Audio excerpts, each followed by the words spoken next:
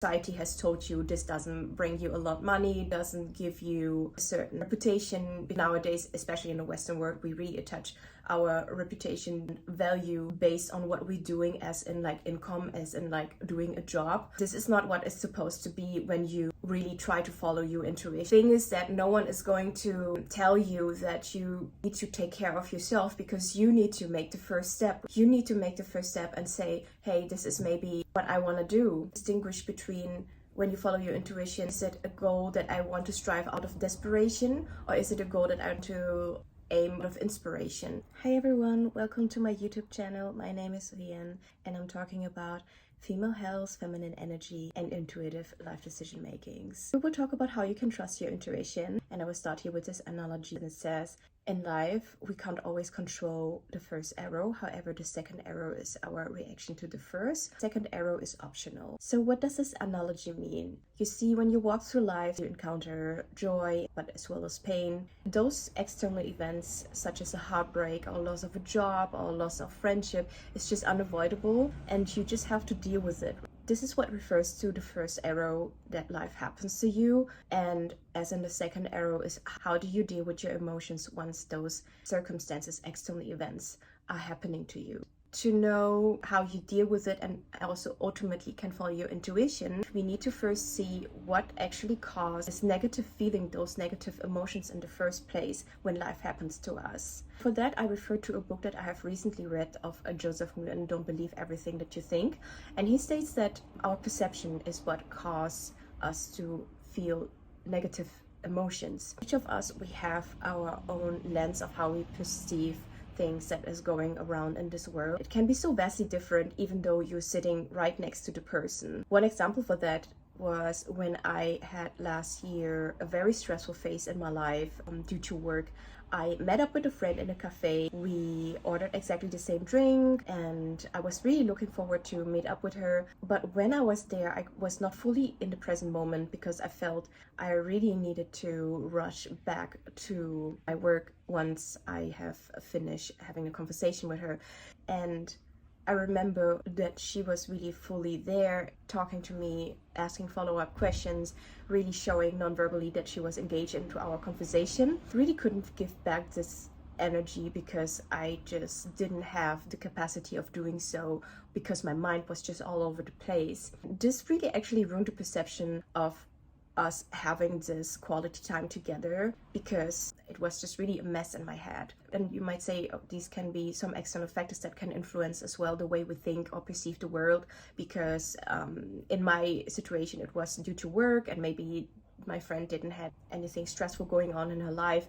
But I also realized that when I was working and I saw how my teammates were relating to tasks and the job that we were doing, I clearly could see that me, who has this different framing of this event, of the work, of the situation, was the one who was suffering, because at the end of the day, we all did the same task. We had obviously the same manager, we worked in the same company, but our perception was just so different from each other that for me, it ruined entirely my emotions on how I relate myself to the workplace. So you see, our feelings do not come from external events, but it's our own thinking that creates those feelings. Therefore, if we can ever feel what we are thinking, then we can always change the way we are thinking once we are catching ourselves in that moment and being aware of how we relate to the way we are thinking with our emotions, because this is at the end of the day what frames your perception and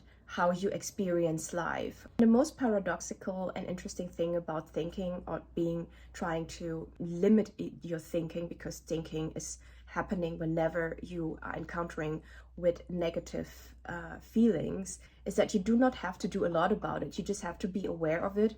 And whenever you are aware of it, you have to move yourself into stillness to connect yourself to your higher self and to your intuition. I'm not saying you shouldn't think.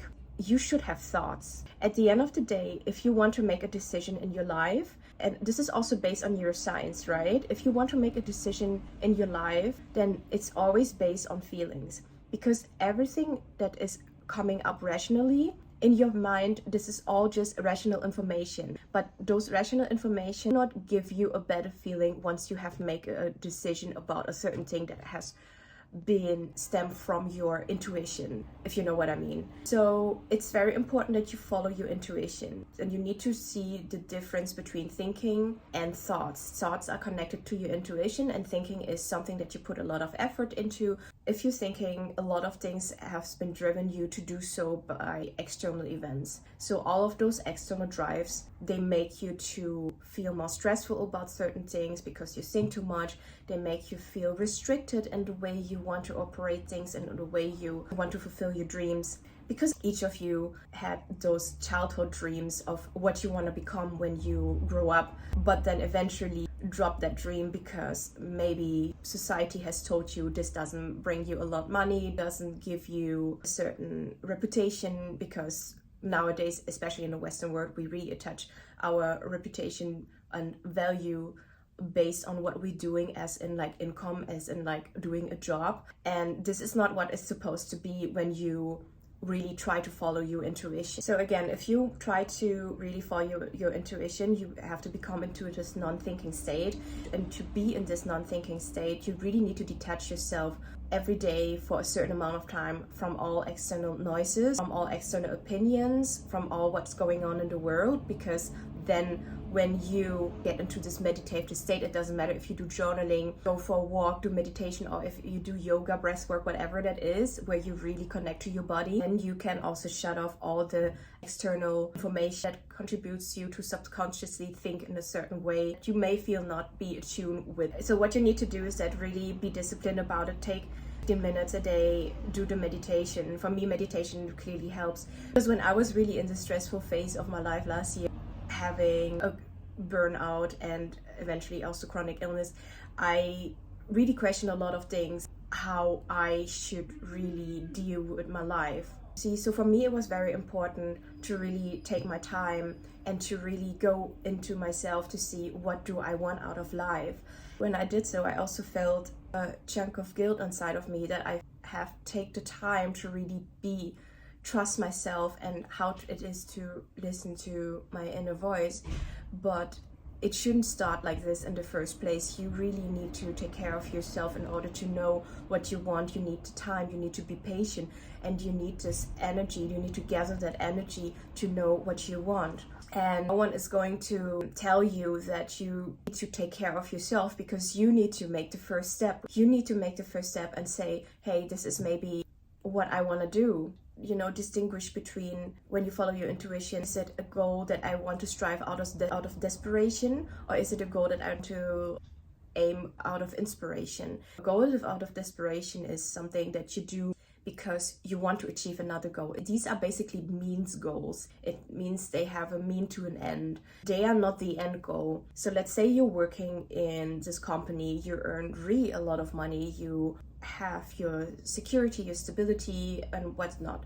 And you ask yourself, why do you do this? Even though you don't really feel 100% fulfilled. What is the reason that you work in this role? Is it because of the money? And if you say yes, that's because of the money. And you need to ask yourself, what do you want to do with that money? Why do you need the money? Is it because you want to buy a house for your family, even with your friends? Why do you want to do this? Why do you want to live with all of the people in that house? Is it because you want to spend time, precious quality time with people that you love? If this is the case, then you already know the job that you're doing is just a desperate goal. I'm not judging on it, right? Because we all are pursuing at some point in time a so-called desperate goal, because it has a means to an end, because we want to pursue something bigger than that in our life. But it's important that you know why are you doing what you're doing, and be aware that it is a goal that is made out of desperation, because you probably know this is just for a certain amount of time and not for your entire life. So you see already there is a time limit for it, and that makes it easier for you to go after what you want to go after. And if we, for example, talk about inspiration goals, goals that are created out of joy, out of love, out of happiness, and also inspiration, and something where you do not expect anything into return. You create it because you feel powerful force as something that your inner voice is telling you to do. And we feel this force to create something, this urge to create something. We graduate towards it, right? Because we feel it's expansive. We don't feel we get tired from it easily. Of course, you get tired, like bodily tired, because we are still in this physical world in our body, and we are living this human experience. Therefore, there's also a limitation to it on what you as a physical being can do. But then again, I'm not talking about that. You feel there's this energy, you could do work on it for hours, create on it for hours, and time just flies by. And I really wish for you that you have this feeling at a certain point in life, and I believe you do. You just have to recall it. So you see, inspirational goals is something when you have found your inner voice, when you have quiet down the external noises, and when you also find the trust within yourself. Because a lot of people, they know what they have to do. You see, when I was feeling not really comfortable in my body, which also affects my mental health, and it was during the time when I was still a student, I knew I just had to hit the gym. I knew I had to change my nutrition. I knew maybe I have to take certain supplements, but I didn't do it because there was this self-doubt and this criticism inside of me that says, okay, you don't have so much time. There are so many external factors that stresses you. You need those carbs, those calories, the food to soothe your mental well-being, to deal with the stress, whatever that is. But this is wrong, because this comes from a source of self-doubt, of something that negatively stops you from believing in yourself. And it needs to come from a source of like, you know what you have to do. Because at the end of the day, you see, it's not a skyrock science. If you feel you are not feeling healthy and you feel the need of losing weight, all you need to do is just go to the gym. So I just want you to know that deep inside you already know what you have to do.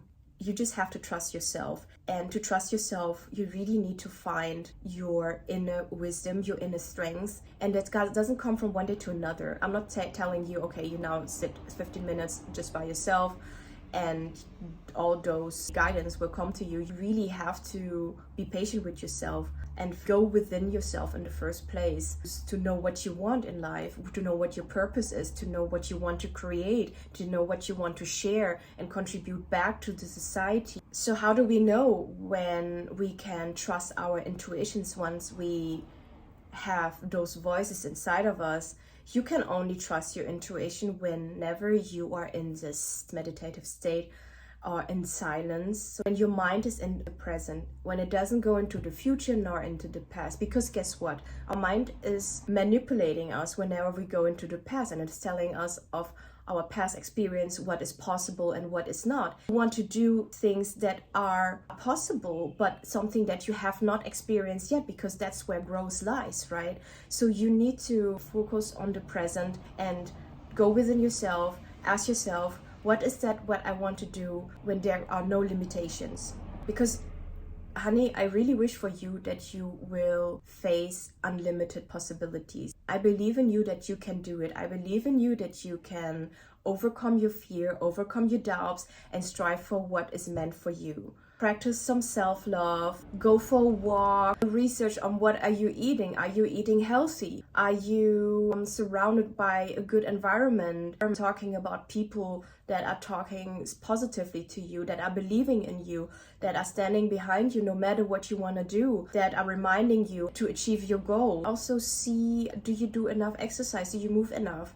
Do you have enough me time? Because I know nowadays we are so driven by all external information. There's always this one email that you need to check. There's always this one call that you have to do. Take enough me time per day, at least half an hour, to just really listen within yourself. What do you want? And listen to your heart and your gut feelings.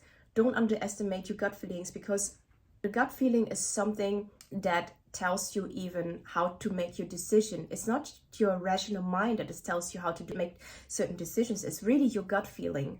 And based on neuroscience, you can Google it up if you want to. This is all what has been proved already. Create the space for yourself, learn to trust yourself, surround yourself by good environment, take only good food into your body. Just be patient with yourself. You know, you are on a good way. There's a reason why you watch this video. So I'm really proud of you.